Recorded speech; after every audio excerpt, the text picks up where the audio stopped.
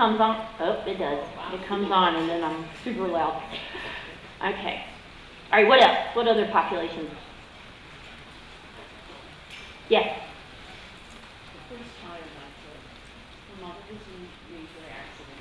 They lived in Ireland, and she had a brain injury. She was in a wheelchair and was very brutal. Mm-hmm.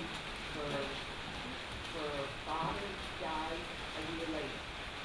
Yeah. And then she came back to the United States. I believe her mother was a U.S. citizen. And so she came back to the United States, and her two nieces, which are twins, they adopted out, they were her guardians, and they lived with the grandparents. I understood the year before she was non-verbal, and she came to me the second year. She talked like a child, like She got stuck. Her brain got stuck. Everything was very nervous and very bad. By the time she left me in 6 weeks, she talked normally. I found out that she could read very well. So I gave her a pen, and I said, this is important. I said, when you have to express yourself, draw. Draw anything you want and find a signature and sign it and you can put a good on it. And I said, I bet someday that could be your partner. So go on your streets. Yeah. I gave her a little locket. So I don't know if everybody can hear what she's saying, but she had a child that experienced trauma from an accident, a car accident. From her Mother's car. Yeah. Okay. And she had a brain injury. And a brain injury. And then Art in a wheelchair, and then Art became an outlet for her, and then therapy, a therapeutic outlet. Horses. And then we Yeah. had one came in last year.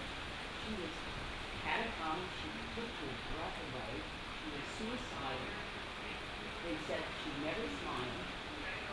And we all, like, I mean, our hearts dropped when we saw her. That day she smiled, the first day. The last day she was there, she had written a letter to us, which was just heartwarming. It meant so much to her. Yeah. Then to see in Christmas, this little girl came in with her stepmother, and her smiles from ear to ear. And I didn't let the children in the stall with their horses, but her, she had a good one. Such good testimony. Yeah. I mean, amazing. Well, okay, so that's what we're going to talk about. Is equine assisted programs are great for helping children with trauma. I don't have to tell you that. That's why you're here. But those are some real life stories of how that works. Thank you. Okay, so what I want to do. This is going to be a little bit of a science biology lesson. So if you didn't like science and biology, but we're going to get to the horses in a minute. So I want to share with you, I think this is important because we want to know how the brain functions or what happens to the brain during trauma, because what I'm going to show you, practical things that you can do with the people you serve, it will make sense as to why you're doing it, because the exercises you're going to do are so simple, you would probably think not to do them. But when you hear how the brain is affected by trauma, it will make all the sense in the world. So bear with me. How many of you know all about the brain and all the different parts of the brain? All right, so you can correct me when I go wrong here, okay? Seriously, because I know that this stuff works, but I always have to remember why, and I have to educate myself and keep going back to it. So you say, hey, that's wrong. How many of you have read The Body Keeps Score? Yeah, it's a great book that can help you understand the brain, how the body is affected in trauma, and that sort of thing. And some of the things that I'm going to be talking about come from that book, but they come from brain scans too. We have proof of these things, but The Body Keeps Score puts it in a way that we can all kind of understand it, which is what I need. I need great big charts about the brain and reminders all the time. So I'm going to use my hands a lot to give you animation because I don't have a flip chart.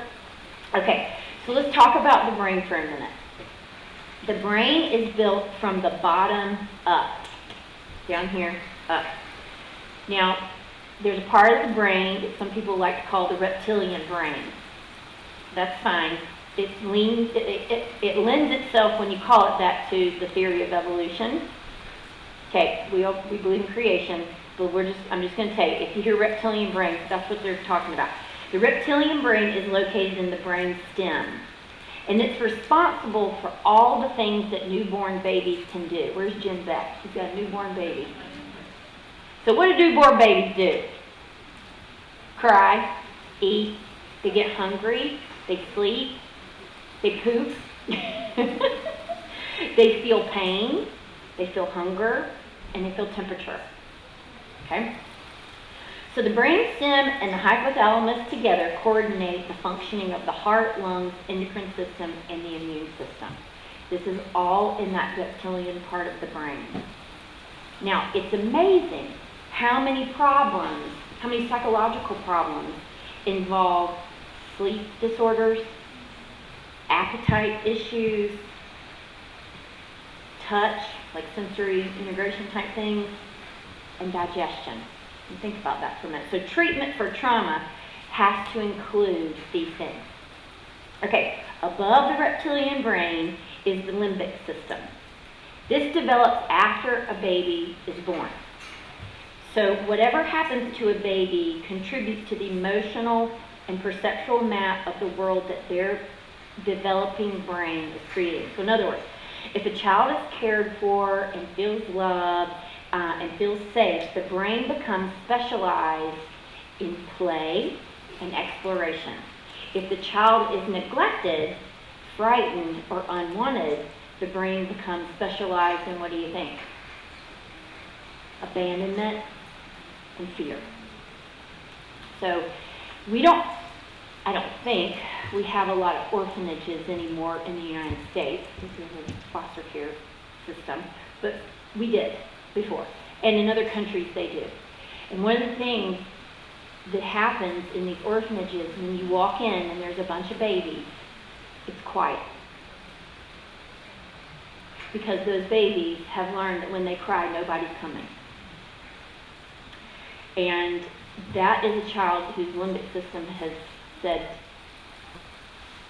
you're not going to get something when you cry, so we're going to stop crying. Okay.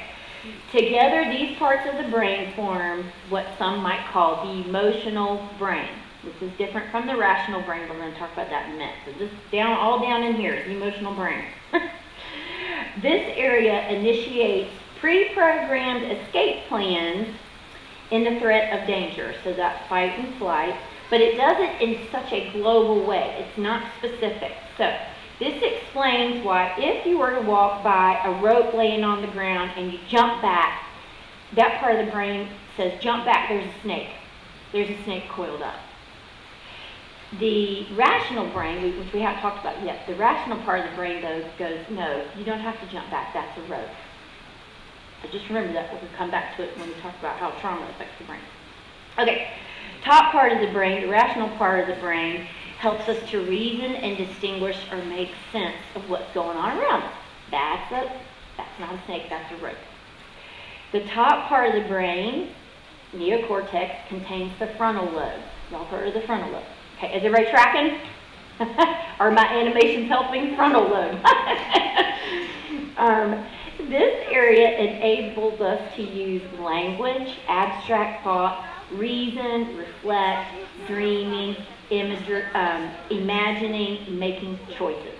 Okay, and the cerebrum is located there with the left and right hemispheres. I'm not getting into all the details, by the way.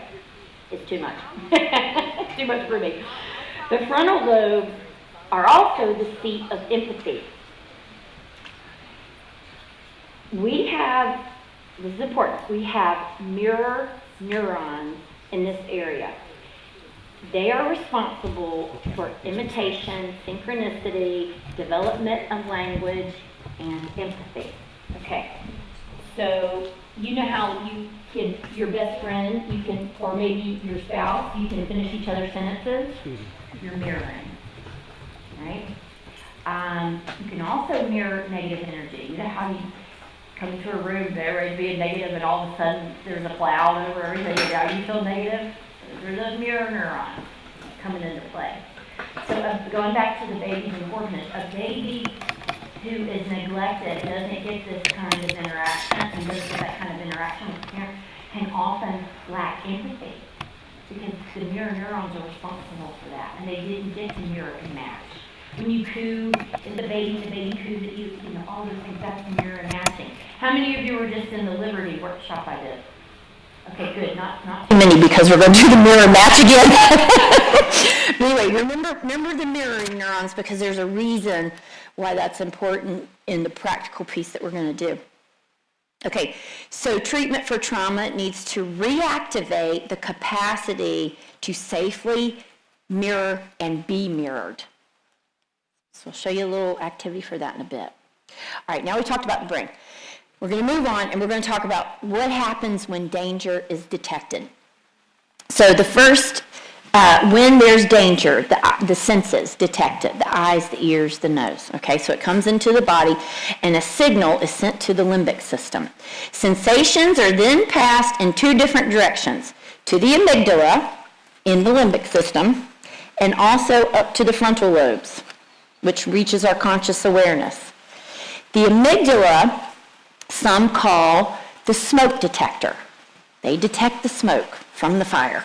But the amygdala receives the information faster than the frontal lobes, and if there's a history of trauma, it's going to misinterpret what that particular situation really is. It's going to interpret it as very unsafe. A faulty smoke detector, a faulty amygdala, can lead to blow-ups or shutdowns. You ever known any children or even adults that have blow-ups and shutdowns and have had trauma? That amygdala is kicking in, and those frontal lobes are just asleep. Yeah. Okay, so if the amygdala is the smoke detector, think of the frontal lobes as the watchtower of the brain. Under normal circumstances, the watchtower enables us to observe rationally what's going on and make conscious choices calmly. Brain scans show that in PTSD, the balance between the amygdala, the smoke detector, and the watchtower is way off. The amygdala is kicked into high gear, and the emotions resulting from that reduce the activity of the frontal lobe. So we have proof from these brain scans that that part of the brain is shut down. So in order to effectively deal with stress and trauma, there needs to be a balance between the smoke detector and the watchtower. This is in the Body Keeps Score, the way they describe that, and I just love that because it's an easy way to understand it. So there's two options to help basically rewire the brain through trauma, and it's from the top down or bottom up regulation. Am I doing good so far? Okay. I got all the parts right. All right.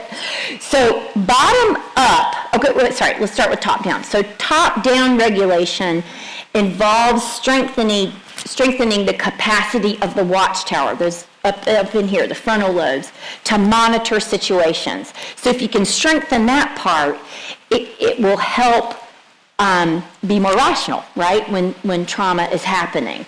So some of the things that science has shown us is that mindfulness is helpful, and yoga. Now, I don't know how all y'all feel about yoga. It's okay. But these are just things that science has shown us. It's not so much about yoga poses as it is about the breathing and being in tune with your body during yoga. So you don't actually have to do yoga. You could be doing mindfulness, which could also be focused on God and the Holy Spirit, and breathing and being in touch with the sensations in your body, okay, to do top-down regulation. Bottom-up regulation. This involves recalibrating the autonomic nervous system. We can access this nervous system through breath, touch, movement, and nourishment. Anybody ever get hangry? Yep. Okay, so you know it, that's a real thing. And this is why. So this is like bottom-up regulation. Okay, so you got that. We got top down and bottom up. So now, any questions about any of that? Ask her. Okay, so our focus is going to be on top-down and bottom-up activities that we can do. These are super simple activities, but they will rewire the brains of people who have experienced trauma, okay? All right, so the first one we're going to do is mirror and match. I promise we're going to do other ones for those of you in the Liberty, but we're doing this for a different reason. So in mirror and match, in this activity, we're going to have two people mirror and match these two horses, meaning they're going to move in time and in step with these horses, okay? Left foot, right foot, right foot. They're going to go in the same direction. They're going to go at the same speed or same tempo. So remember those mirroring neurons that develop in infants when they're having the nurturing caregivers? Well, if they don't have that, this is a great way to reestablish this. Also, movement helps with regulation, okay? So I need 2 volunteers to come on out. I know, now there's somebody that, where is she? She's hold on. Yes, you. Come on down. All right, you two come on down. I won't forget you who raised their hand right there. You can do, and we're going to have more opportunities. But she, tell me your name again, I'm sorry. Shanaz. You came to me earlier, and I said, I'm not going to forget you. Okay. All right, so come on out. Now, if you, this horse just picks his people. Okay, if y'all want to stand up and come around the round pen for the rest of the time, we're going to be in the round pen. And where am I with time? 49 minutes. 49 minutes? Okay, we're good. Oh, don't lock that thing because I can't get in and out. I can't do it on a regular. There we go. You got it. Okay. No. You're so good at it. All right. So, what I would like for y'all to do is there's 2 halters down there. Just grab the halters that match the horse. This is Aaron. This is Lacey. They have the names on them. You can get the halter and put it on whichever horse you choose, okay? Okay. And then bring your horse over to this area. Now, for those of you that were in the Liberty demonstration, this is going to go a little bit different. We're not going to be so specific about mirroring and matching to a T. This is more about them going through the journey and the process and rewiring their brain at this point. You're such a sweetie. You're such a sweetie.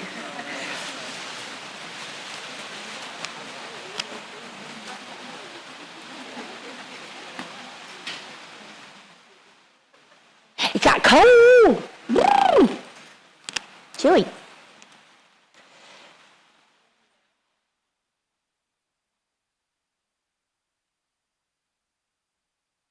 Yeah, so Janet, you can go ahead and halter. And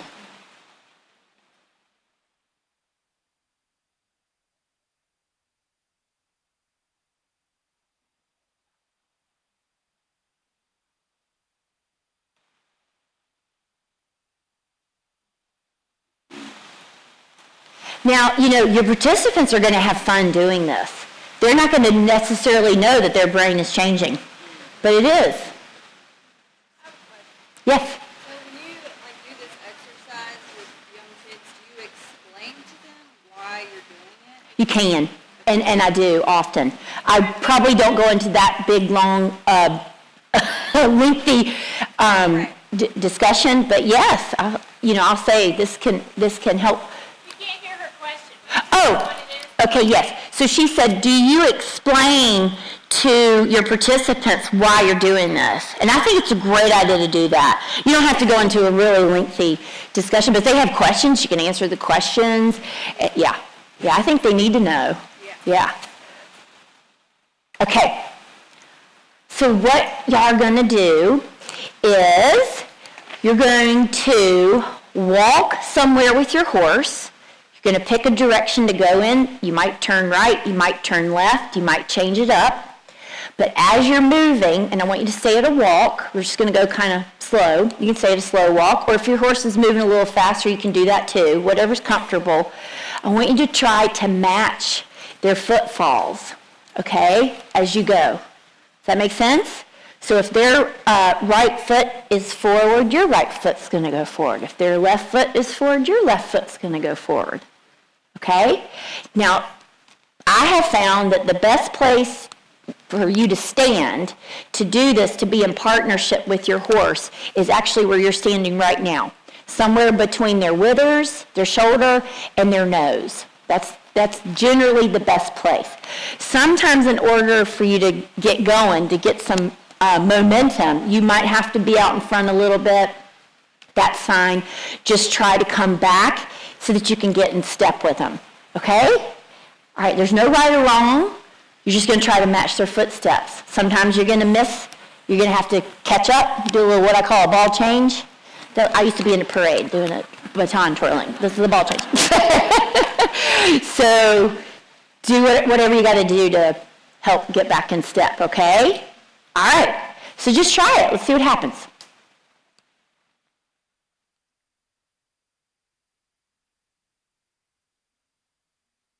So when I give instructions like that, I really want them to feel like there's no right or wrong. There is no right or wrong. Okay, I do want them to know that the goal is to mirror and match, because I want to get that part of the brain working.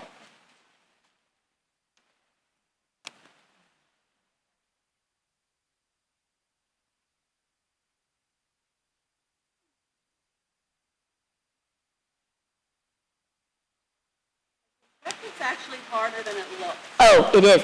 So, yeah, it is super. I said that in the other group. I'm like, this is very simple, but it's not easy to do. And especially if someone has experienced trauma, they might not even know what right and left is.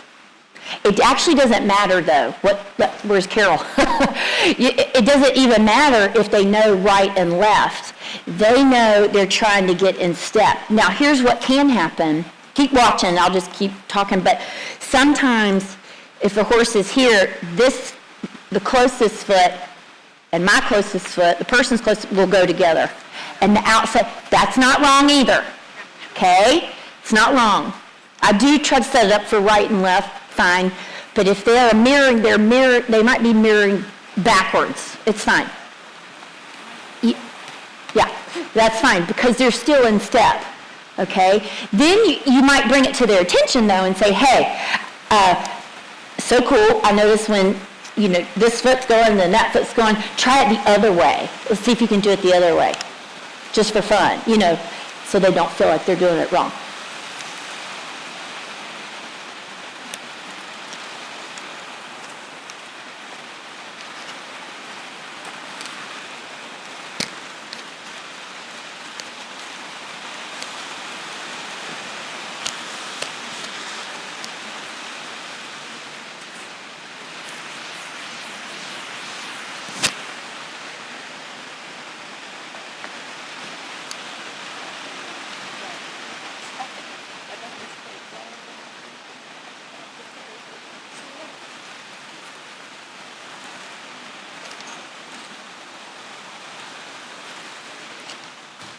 This is the second time today these horses have done that. They're going to be super, they'll be like, wow, this is a new thing. But it's not new to horses. They mirror and match each other all the time in herds. When it's raining and they're all standing facing the same direction? Have you ever seen that? When it's raining? If you've seen, now if they're by themselves, you don't get to see the dynamic, but if they're in a herd, like we have a herd of 10 that live together, they're all standing in the same direction doing the same thing. One day I walked out and 9 were standing in the same direction, and then one was like, I was like, well, that is so this horse's temperament. It's got to be a little bit different.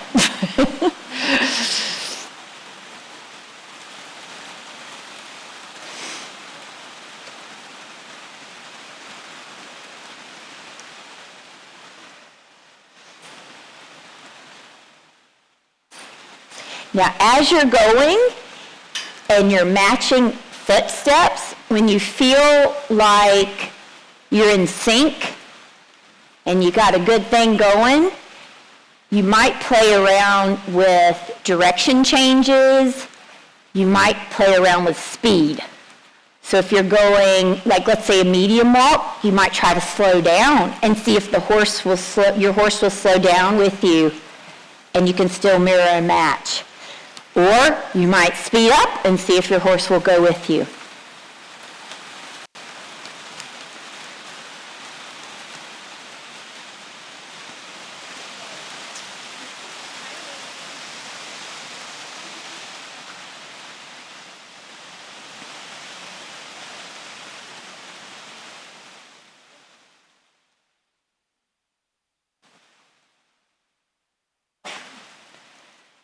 Okay, so remember, this is a bottom-up active. I'm just talking to them. You keep going. Sorry. This is a bottom-up regulation activity.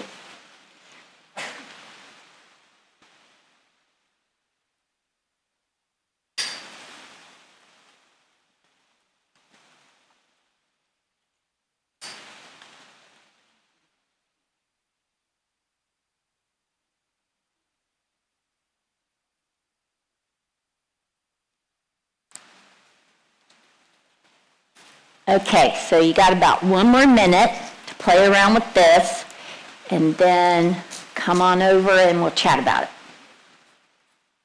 Your eyes down, you're like, Yeah, we're going to talk about that. That's good. Yeah, good point.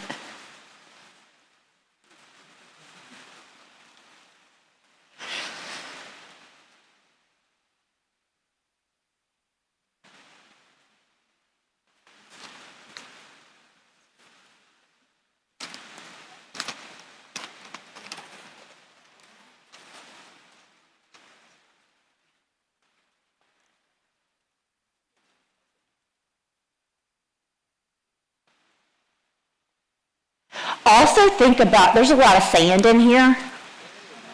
So the balance that the human is having to navigate as well, the movement that's going on is super. I mean, it's great for the brain. So they're not only trying to mirror and match, they're trying to keep their own balance in this uneven surface. Also something to think about, though, for people who've experienced, some people are not going to be able to do this. This is going to be too uneven for them. So it might be something you start out in the barn aisle and do. If you notice that they're having too much trouble in here, maybe you bring it back a notch and you do it on a flatter surface. All right, come on over after you finish the last thing you were doing.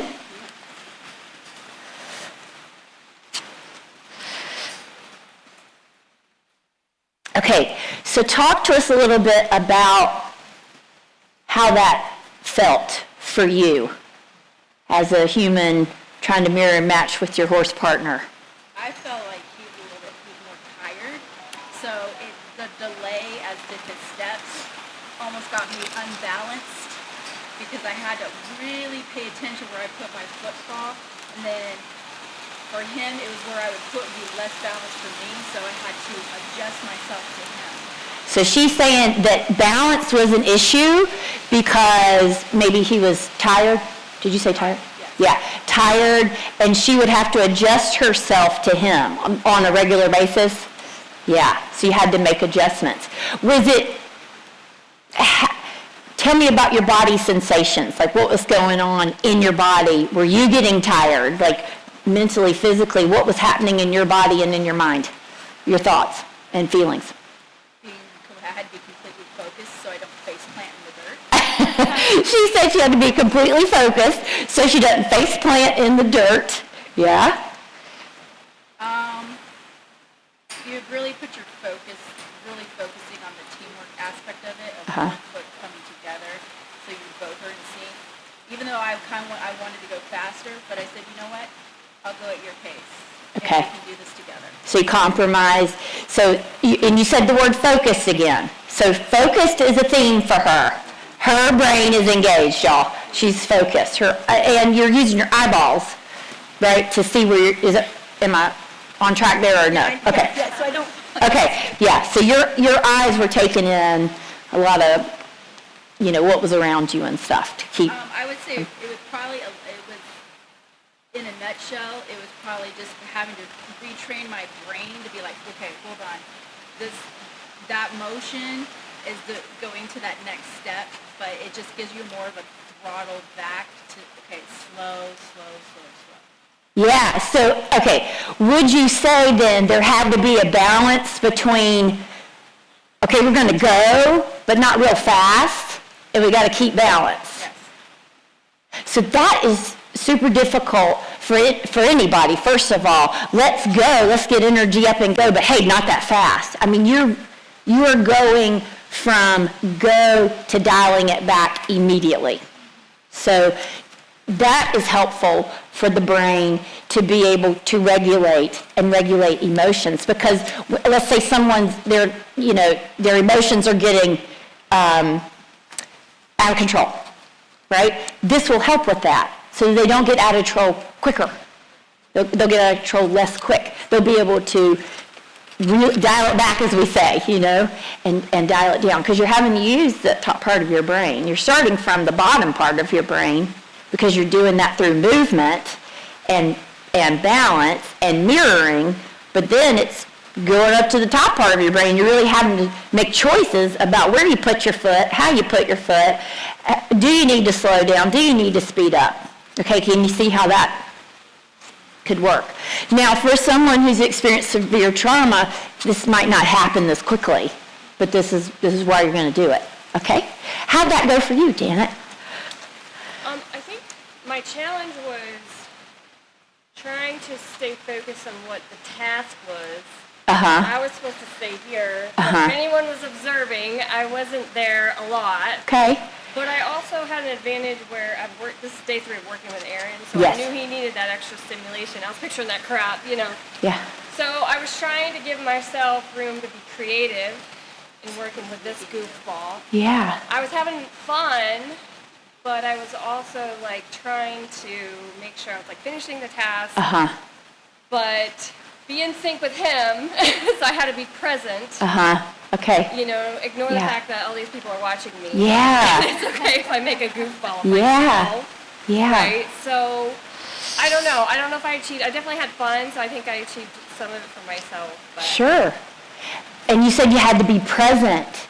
You had to be mindful in the moment. Isn't that great? So she's already up in that top part of her brain. You went up there quick. Yeah. Oh, sorry, I forget. Carol. Yeah, so, all right, say it again in a nutshell, and I'll repeat it, or say it in the microphone. Where's this thing? Microphone. Here you go. Carol, I said that. I said that it was a challenge for me to stay present, and that's what I was working on. I was being present while focusing on the task. Because staying by his shoulders was hard with Aaron. I knew I had to pick up my energy.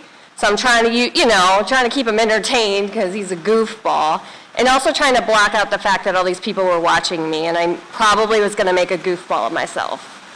But I had fun at some point, so that was a win for me. Because you know me, I'm all about the fun. And so, and she had used the word, did you use the word mindful? Somehow I came to that conclusion. Present. She said present, yes. Yeah. Okay, so she stayed present. Okay. It's important to use the words that the people, your participants, are using. You can rephrase them, but you want to stay as close to the word as they said. And they'll tell you, nope, that's not what I said. Especially if you're kids. Nope, that's not what I said. Okay, great. Do you feel, is there any difference in how you feel now versus when you volunteered and found out what you were going to do? Now that we're standing still, less responsibility. She feels less responsibility. Now we're standing still. Now you're standing still. I feel proud of myself that I accomplish some of it. I knew I wasn't going to be a rock star, but I also She realized feels- how hard, trying to do that. Because then it's Yeah. like, am I leading the horse? Am I walking? And then I just watch your Liberty training, so I'm like, what do I do? She says she feels like a rock star. I'm just kidding. She said, Not Ashley. I know. No, okay. So it was more difficult than it seems. Yeah. Yeah. Yeah. And therein is the challenge, but if you think about that for your average person, right, that going through life, this is difficult. And so then for someone who's experienced trauma, this could be really difficult, so you'll go at a slower pace and you'll take little successes. Now, again, there's no right or wrong. Janet, and if I can just use your example, Janet is putting some judgment on her ability today, but I'm not. Okay, it's okay if she does, but I'm not doing it. So I don't want her to feel like she's got to come and perform and do something to perfection when she's here. But we all have a little bit of that in us. We want to do things well. So just take note of that, but don't go along with it. Because I don't want Janet to feel like next time she comes, she's going to make me proud if she does it right. Okay? Does that make sense? Okay. Yay! Okay, I'm going to clap, not because y'all did a good job, but just because I love you. You didn't do a good or a bad job, just because I love you. No, thank you for participating. All right, so stay right there. Need 2 more volunteers, okay? 1, 2. Come on in. Go to the horse that you feel drawn to, and y'all can hand off the rope to them. We're going to leave the halters on. How much time I got? 19 minutes. Okay, we got to hurry. I got to get more activities done this time. This is my downfall. Okay, we're going to do one more bottom-up regulation activity, and then we're going to do top-down. Okay, y'all, thank you. Y'all can stay right there if you like.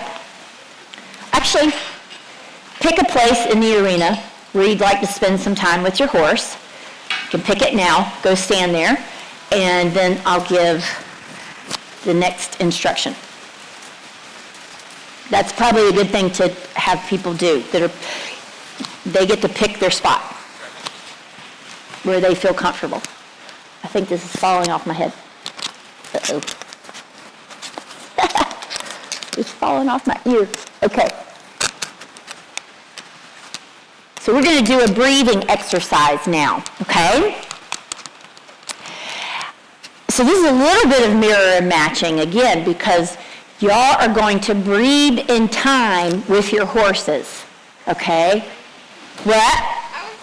When you were talking about doing things, I was thinking, well, what if you tried to match the horse's breathing? Okay, so she already was on, she said, what if, when she was standing out there, I guess, she said, what if you match the horse's breathing? So now she gets to do it. She already thought it, and here she is.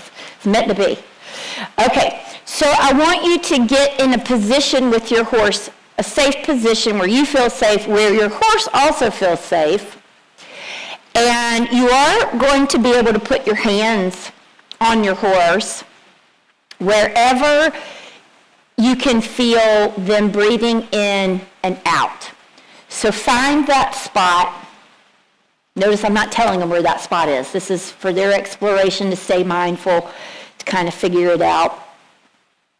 I also said, pick a spot where you feel safe and your horse feels safe, because, we have some mares, and when you get back that far like that, they're like, they don't like it. So I want them to be mindful and present and see any signs of the horse's discomfort. Okay, right, when you get to that, when you figure out where you can feel them breathing in and out, raise your hand so I'll know that you found it. Your other hand or your finger. Okay, you got it. Okay, now what I'd like for you to do is to close your eyes and breathe at the pace that your horse is breathing. When your horse breathes in, you're going to breathe in. When your horse breathes out, you're going to breathe out.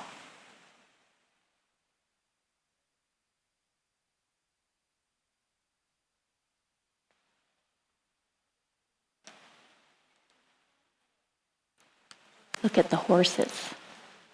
There's a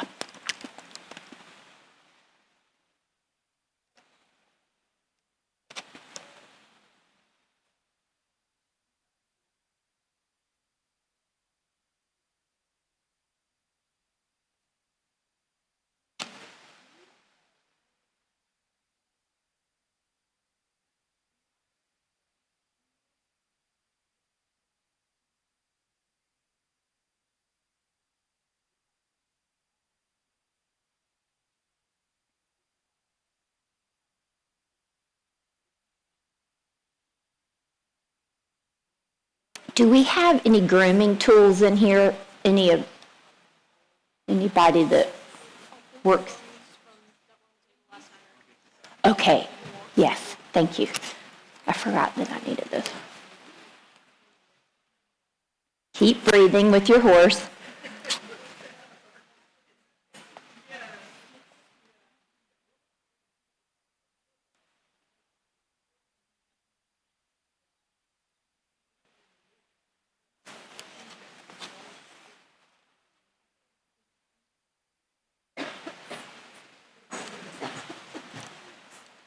Think about your breath now.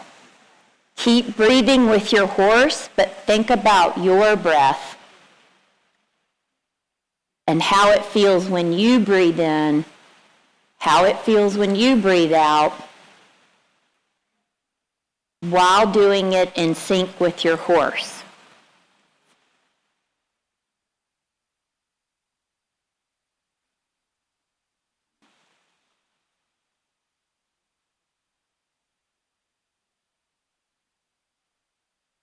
I haven't seen these horses I haven't seen that horse stand this still in 3 days.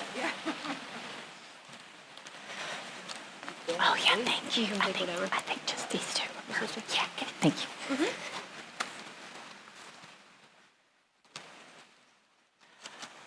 Okay, we're going to finish up. Take your time, and when you're ready, bring your horse back over toward me. Take your time. You can go slow.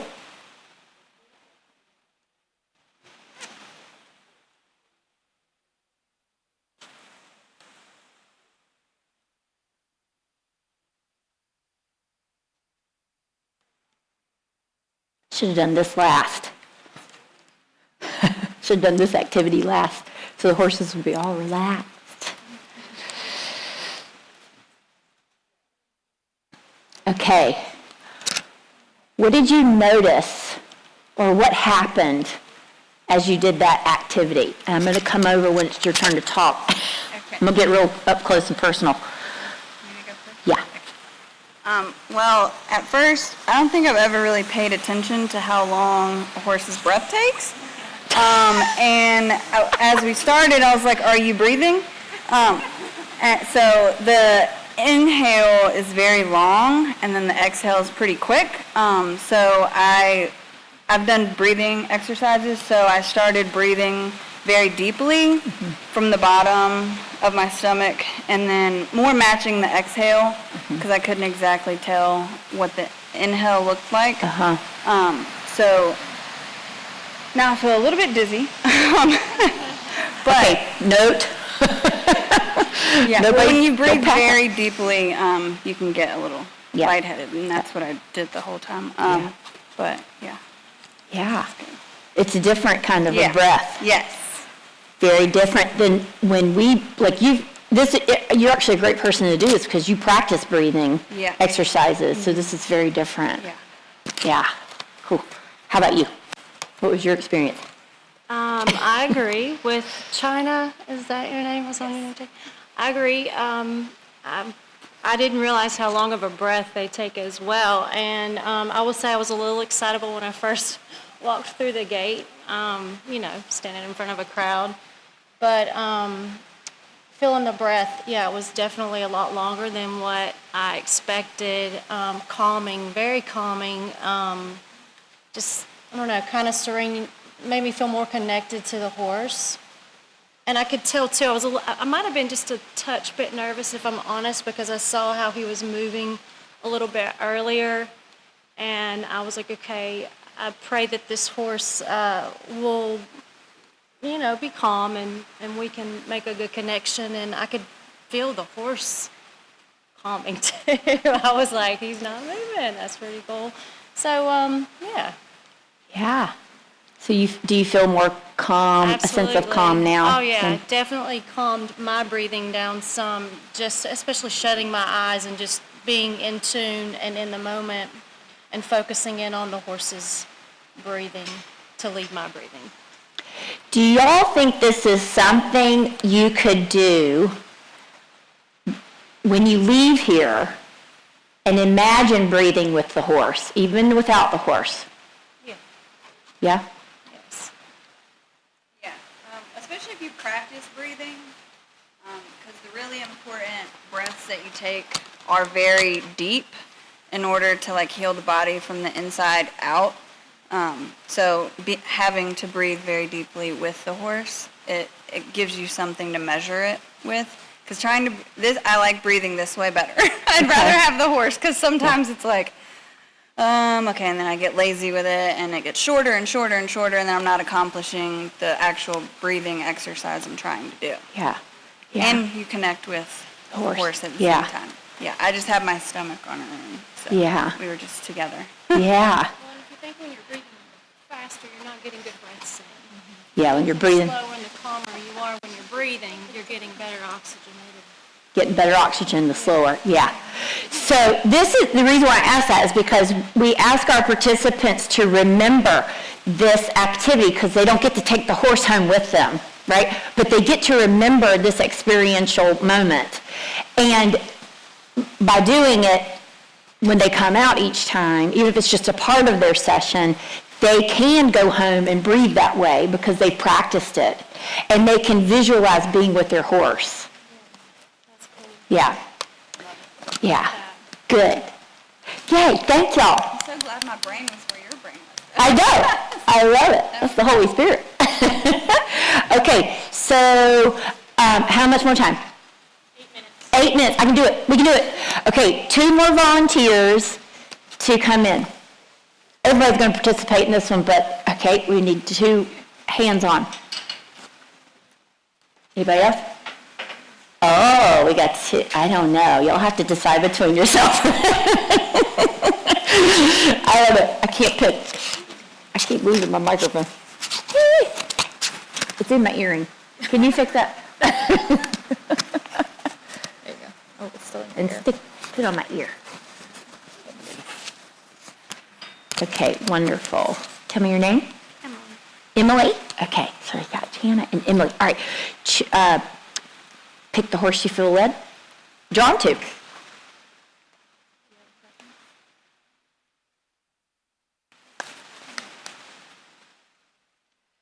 Okay, now I have 2 brushes here.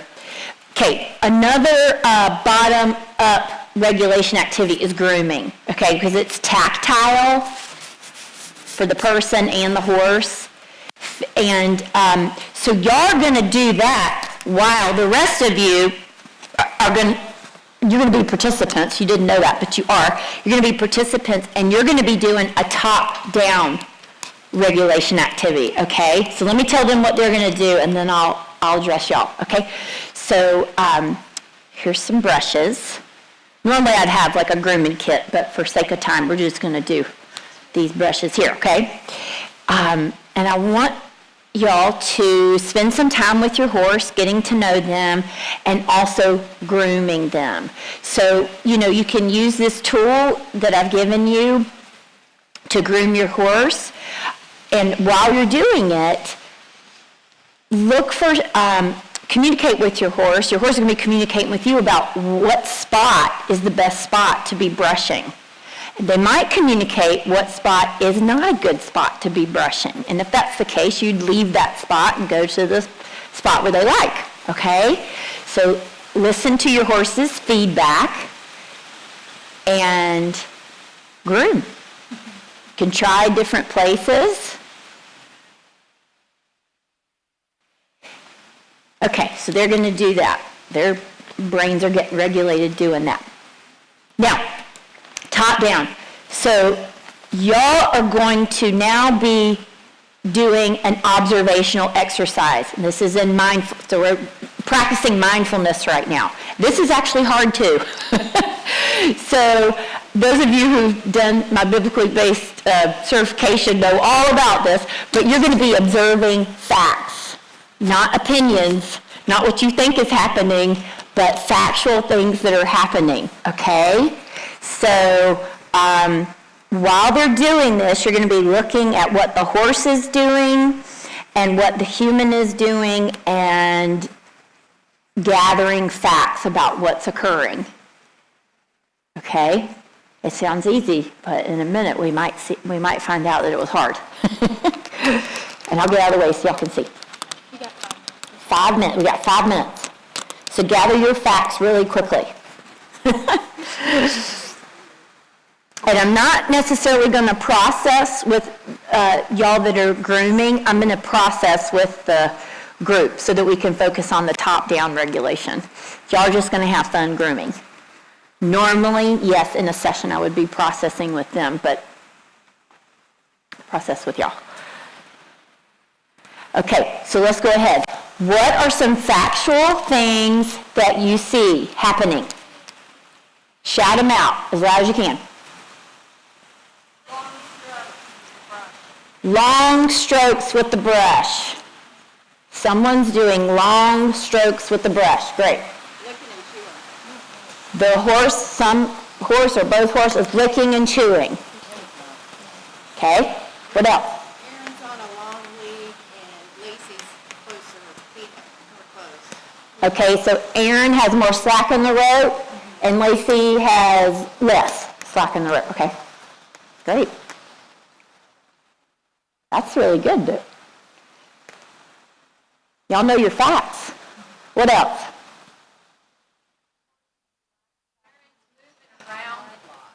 Okay, hold on, Carol. I heard, no, that's good. Y'all heard horse is relaxed? Okay, you're my guinea pig. I'm glad you said that. How do we know the horse is relaxed? Is that a fact? It's not a fact. But something that the horse is doing is a fact. What makes you know that the horse is relaxed? Tell me the factual thing you see. Well, if he was ready to take off, he'd be on all fours and alert. Okay, but what do you see that shows that he's relaxed? His head is down. Head is down. That's a fact. Leg is cocked. Leg is cocked. That's a fact. Ears are relaxed and pointed forward. Ears are forward. That's a fact. His sheath is dropped. That's a fact. All right, Carol, what were you saying? Well, Megan corrected me though, value judgment. Oh, I want to hear the value judgment because we need those examples. What did you say? So I had observed that Aaron had completely relaxed before, and now he's back to the old Aaron. He's moving. Okay, so that... She said he's moving around a lot, Yeah. and I said he took 2 steps. Oh, she's getting specific. She's really weird. Okay, so he took 2 steps. That's a fact. I saw him move around. Yeah. So there's a time when we want to talk about what we think is going on. But right now we're using the part of the brain that is observing factual information. Okay? So yeah, a cocked leg usually means they're relaxed. But what's the fact? The fact is this. Okay? We can talk about the relaxation later, but right now we're just looking, we're trying, because here's the thing. When you've experienced trauma, the part of the brain that says that's a snake, when it's a rope, believes that that's a snake. But it's really a rope, and we've got to get to the top part of that brain and look at the facts. The fact is that is a rope. Yeah. Eyes are drooping. Droopy eyes. Wow, Erin is very relaxed. Not a fact, but yay. Erin's going to be like, bring me to a session from now on. Okay, I think we're getting close to the end. Time is up. One more question. Okay. So would the snake and rope thing be comparable to like irrational fear? Yes. Like, is that basically? Yes, so she's saying is the snake and rope thing like irrational fears. Yes. Yeah, absolutely. So all of these exercises will help that rational part of the brain, whether you're going from bottom up or top down. Okay, I have some more activities. We didn't get to them. My goal, I've started working on a program for trauma-based equine assisted learning or whatever you're doing. So here's the thing. You might not be a therapist, but you might be seeing people that have suffered trauma, and that's okay. You're needed. You don't have to be a therapist to be therapeutic, okay? I'm happen to be a therapist, so I can say that. But I thought that was thunder. That's funny. I was like, what's happening? So if you have any questions, because we got to move on, but if you have any questions about how do I do this if I'm not a therapist, because I might not want to open a can of worms about trauma and then I won't know what to do with it later, please come see me before 2 o'clock. And I'll help you with that, because sometimes that's a worry, a concern for people, and there's a way around that, okay? All right, so good. Yay! Thank y'all so much. I enjoyed it. I hope you did. Yes.